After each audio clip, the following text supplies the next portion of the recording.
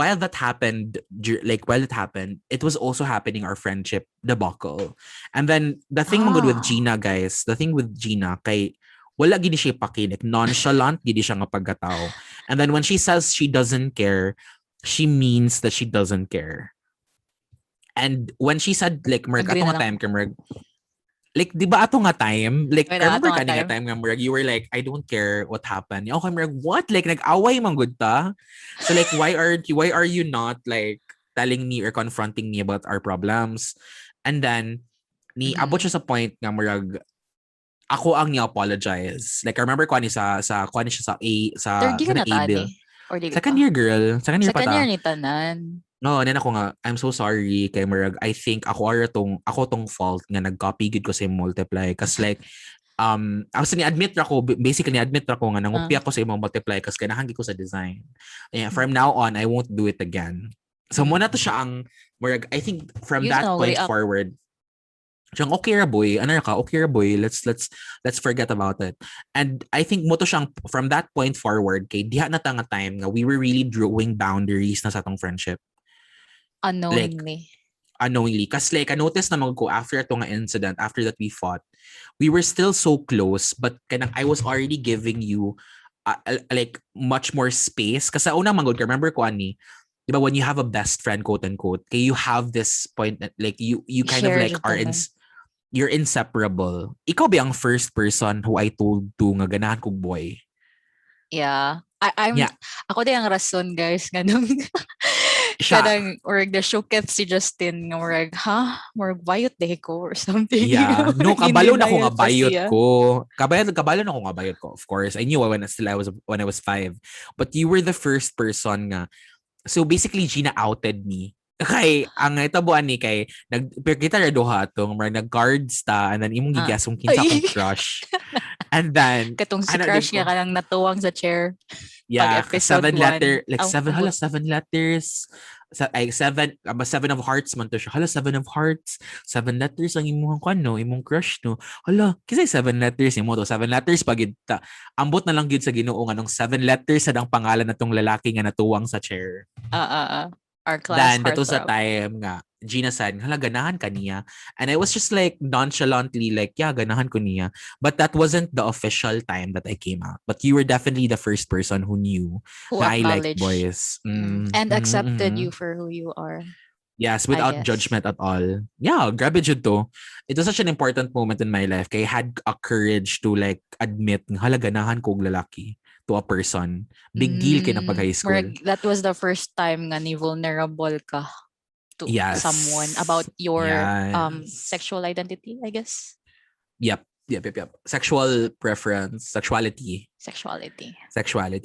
And so when it comes to basically muna siya I think ang insight na ako na receive from our friendship or from what happened nga when we have friends manggod, we always, especially friends nga kanang we spend most of our time with, kay we tend to be inseparable in ways that we need to inform them every single thing that's happening in our lives. Yeah, Marg, you kind of have this sort of attachment or dependency toward them.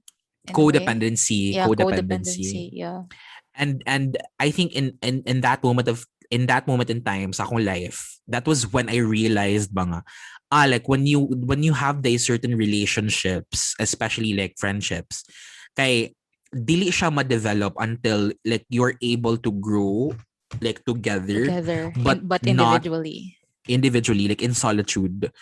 So muna siyang katong after sa tong away, I realized nga you needed, like our friendship needed like space. So that was when you were hanging out na with silang Kathleen and silang diba pag third year na, and then I was hanging out with I don't know who I was hanging out with. So that's why na-close me nila Kathleen and John D and Lalay. Kay Murag, yeah. Oh yeah. Okay, makes sense. Even though we were classmates then, I felt like you were already like an individual of my own. Yeah. And grabe ko grateful. I'm so grateful about that moment because that's how I realized na grabe ka low maintenance atong friendship. Amen. And then like nindot jud kay siya cause like this podcast is high maintenance. more high Grabe. maintenance than our Mas friendship. grabe ni nga podcast, by the way, guys. Kay, this is, I think, the longest we've talked. spent time together. Like, can I just say, murag, kanang to add to your kanang sentiment or statement, our friendship is very low maintenance. Like, we split pag college, diba? So you took a very different path. You took a path in the medical field. I took a path in engineering. Yeah, very different lives, very different circle of friends. But I would remember, and every fucking Christmas or like New Year, I'd get so sentimental and I'd write you notes. And then I'd say, boy, I really appreciate you, blah, blah, blah, whatever, whatever. Basically, and also at times, like, kanang kung naadyo yung mga times na you suddenly feel, like I said, diba, we're happy, depressed people. Yep. So, night times nga mo, naadyo bouts of depression or like bouts of sadness. Unya, Yep. I just tell you my feelings. I just let it all out. And yeah, and you don't even have to reply, and I'd be okay. Yeah, exactly the same with me. Kanang murag, you're the person nga, you're the first person I came out to, which is a very personal thing, yun, to a gay person. And then you're also the first person nga kanang I called whenever kanang nice something happy. Like you, I told you something. Remember ko ani nga murag, I was like super happy about something, and then I think kwento siya like kanang murag art project or passion project, and then gichatan din ta ka nga murag, uy Jean, like amazing kay ni siya and college everything. era And then, or post college era na ni, and then basta you were always there.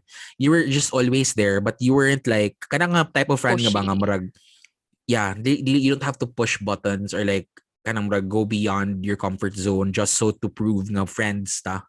Ina na good. I don't get it, but muna kong label gid sa tong friendship.